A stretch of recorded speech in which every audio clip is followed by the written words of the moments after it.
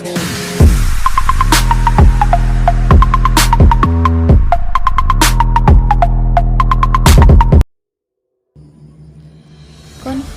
dan pergolakan yang berkaitan dengan sistem ideologi. Dalam mempertahankan kemerdekaan Republik Indonesia, bangsa kita diuji bukan hanya dari penjajahan bangsa asing, tapi juga dari perlawanan bangsa sendiri. Hal ini lantaran adanya konflik dan pergolakan di dalam negeri, salah satunya berkaitan dengan sistem ideologi. Ideologi merupakan kumpulan pandangan, ide, gagasan ataupun tujuan yang berupa konsep untuk dijadikan asas tunjuk dalam menjalankan negara. Setelah kemerdekaan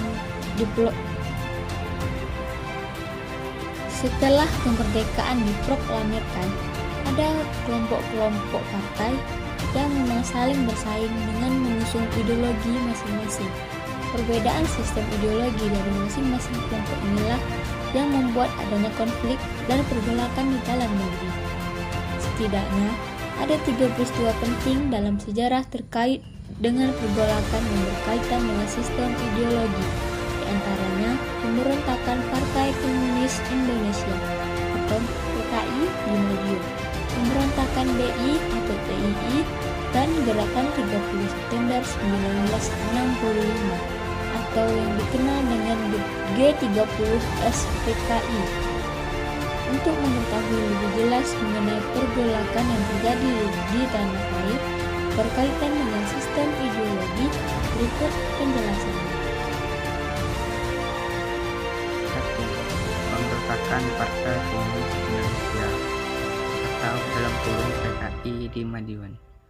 PKI merupakan partai yang telah berdiri sebelum proklamasi tempatnya pada tahun 1914, tetapi sempat dibekukan oleh pemerintah Hindia Belanda karena memberontak pada tahun 1926.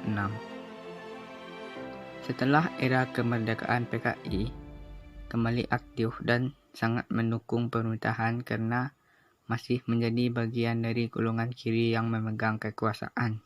Setelah golongan kiri tidak mempunyai kekuasaan atas pemerintahan, maka PKI mengubah haluan politiknya menjadi pihak oposisi. Saat itu, tampuk kekuasaan PKI dikendalikan oleh musuh yang kemudian membawa partai tersebut dalam pemberontakan bersenjata di Madiun pada 18 September 1948. Adanya pergolakan ini disebabkan oleh tujuan ideologis PKI yang menginginkan Indonesia menjadi negara komunis. Pemberontakan PKI ini cukup sukses karena mampu mengayat partai dari golongan kiri. Selain itu, berhasil menambah pasukan bersenjatanya karena menjadi provokator demonstrasi buruh dan petani terhadap pemerintah.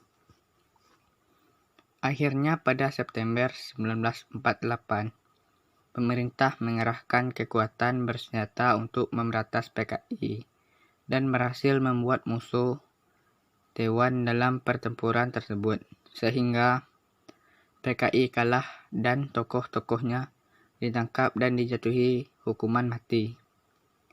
2. Pemberontakan DII atau TII. Pemberontakan ini dipimpin oleh Sekar Madji Maritjan Kartosuwiryo, seorang tokoh Partai Serikat Islam Indonesia dalam kurung PSII. Pemberontakan ini dilatar belakangi sistem ideologi yang dimiliki Kartosuwiryo untuk menjadikan Indonesia sebagai sebuah negara Islam. C. Gerakan 30 September 1965. Setidaknya terdapat 7 teori mengenai peristiwa kudeta G30S tahun 1965 ini. 1. Gerakan 30 September merupakan persoalan internal Angkatan Darat atau AD. Dikemukakan antara lain oleh Ben Anderson, W.V. de Im, dan Cohen Hotzapel Teori ini menyatakan bahwa G3OS hanyalah peristiwa yang timbul akibat adanya persoalan di kalangan AD sendiri. 2. Dalang Gerakan 30 September adalah Dinas Intelijen Amerika Serikat atau CIA. Teori ini berasal antara lain dari tulisan Peter Dale Scott atau Geoffrey Robinson. Merupakan teori ini AS sangat khawatir Indonesia jatuh ke tangan komunis.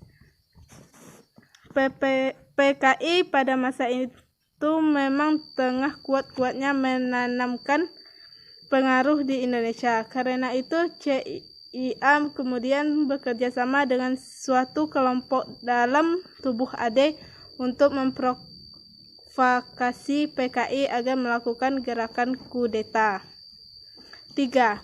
Gerakan 30 September merupakan pertemuan antara kepentingan Inggris atau AS. Merupakan teori ini G3OS adalah titik temu antara keinginan Inggris yang ingin sikap konfrontatif Soekarno terhadap Malaysia bisa diakhiri melalui penggulingan kekuasaan Soekarno, dengan keinginan AS agar Indonesia terbebas dari komunisme, di mana itu Soekarno memang tengah gencar melancarkan provokasi menyerah Malaysia yang dikatakannya sebagai negara boneka Inggris. 4. Soekarno adalah dalang Gerakan 30 September. Teori yang dikemukakan antara lain oleh Anthony Dec dan John Hughes.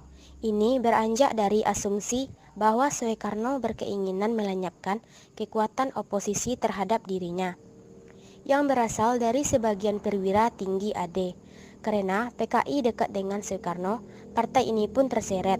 Dasar teori ini antara lain berasal dari kesaksian Sri Biju Patnaik, seorang pilot asal India yang menjadi sahabat banyak pejabat Indonesia sejak masa revolusi.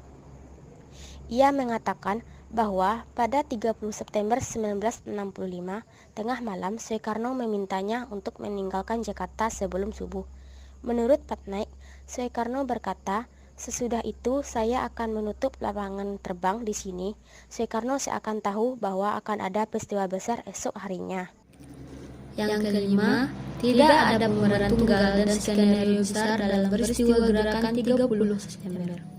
Yang keenam, Soeharto sebagai dalang Gerakan 30 September. Yang ketujuh, dalang Gerakan 30 September adalah PKI. Peristiwa PKI terjadi dengan cara memperalat unsur-unsur tentara. Dasarnya adalah serangkaian kejadian dan aksi yang dilancarkan PKI antara tahun 1959 sampai 1965. Bulan Agustus 1960, Masyumi dan PSI yang merupakan partai pesaing PKI dibubarkan. PKI pun semakin kuat dan segera meningkatkan pengaruh dan memperbanyak anggota. PKI pun berusaha duduk dalam kabinet karena merasa cukup kuat daripada tahun sebelumnya. Sedangkan di daerah, persoalan yang muncul malah lebih pelik. PKI segera melancarkan kampanye aksi sepihak. Aksi ini merupakan upaya pengambilan tanah dengan paksa dan menolak janji bagi hasil. Adegan-adegan protes pun berlangsung, bahkan radikalisme dipraktikkan hingga upaya menurunkan lurah serta aksi protes terhadap para sesepuh desa. Suasana antara PKI dan TNI Angkatan Darat semakin keruh dengan adanya usulan dari PKI. PKI hendak mendirikan pemerintahan yang komunis, yang pro RRC dan di Indonesia. PKI lalu meniupkan isu tentang adanya Dewan Jenderal di tubuh Angkatan Darat yang tengah mempersiapkan suatu kudeta.